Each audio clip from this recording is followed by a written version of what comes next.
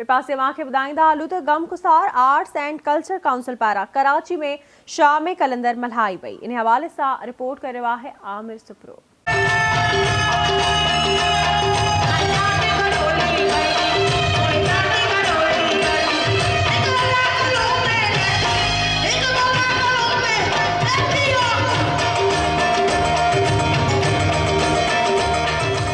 कलंदर मुर्शिद कलंदर कलंदर लाल तू त मौला जो प्यारो आहीं। गमगसार आर्ट्स एंड कल्चर काउंसिल पारां arts council of Pakistan Karachi में शाम कलंदर मल्हाई वई। शाम कलंदर में मौजूद हालतुनि में सूफ़ियुनि जे प्यार, अमन ऐं भाईचारे जे पैगाम खे माण्हुनि ताईं पहुचाइण लाइ फ़नकारनि रेशमा परवीन, फरज़ाना बहार, तुफ़ेल संजराणी, मेहताब बलोच ऐं ॿियनि फ़नकारनि सूफ़ी कलाम ॻाए महफ़िल में मौजूद माण्हुनि खे झुमाए छॾियो।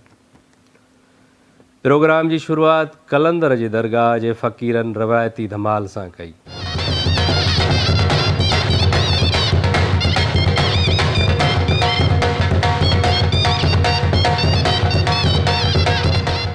उन मौक़े ते सेक्रेटरी औक़ाफ़ मज़हबी मामला ऐं डायरेक्टर जनरल कल्चर मुनवर अली मयसर ऐं ॿियनि आवाज़ टीवी सां ॻाल्हाईंदे चयो त सूफ़ियुनि जे आफ़ाक़ी पैगाम खे दुनिया ताईं पहुचाइण जी हर दौर में ज़रूरत रही आहे।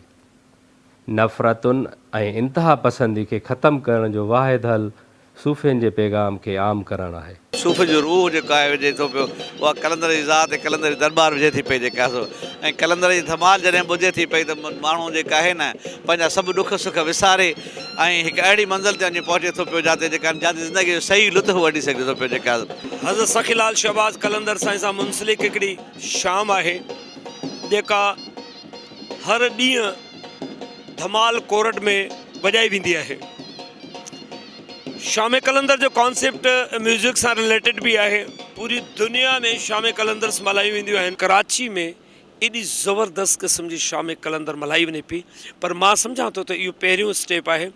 पर जेकॾहिं इहो पहिरियों स्टेप कामयाबु थिए थो, यकीन करियो त इन शहबाज़ कलंदर जे शाम कलंदर जी कराची में जगह न हूंदी। शाम कलंदर एॾो सुठो इन्हनि शो कयो आहे ऐं एॾी मुश्किल सां इहे दरगाहुनि जा जेके मेला थियनि था अलॻि सां शाम कलंदर जेके थियनि थियूं इलाही घटि आहिनि ऐं मूंखे ॾाढी ख़ुशी थी अचे। ओ लाल मेरी पत रखियो भला झूलेलालण सिंधड़ी दा सेवण दा सखी शहबाज़ कलंदर दमादम मस्त कलंदर सखी शहबाज़ कलंदर अली दा पहला नंबर हो लाल मेरी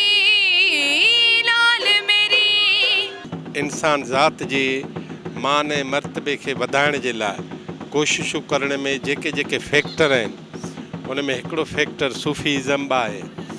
ऐं हीअ को मज़हब न आहे, हीअ को अक़ीदो कोन्हे, पर असल में ही इंसाननि जे एहतराम जो हिकिड़ो इज़हार आहे। गमगसार आर्ट्स एंड कल्चर काउंसिल पारां शाम कलंदर में मौजूद अॻवाननि जो चवणु आहे त दुनिया खे ॿुधाइणो आहे त कलंदर जो पैगाम अमन, प्यार, मोहब्बत ऐं भाईचारे जो पैगाम आहे। कैमरामैन वाकर सां गॾु आमिर सुप्रो, आवाज़ टीवी, कराची।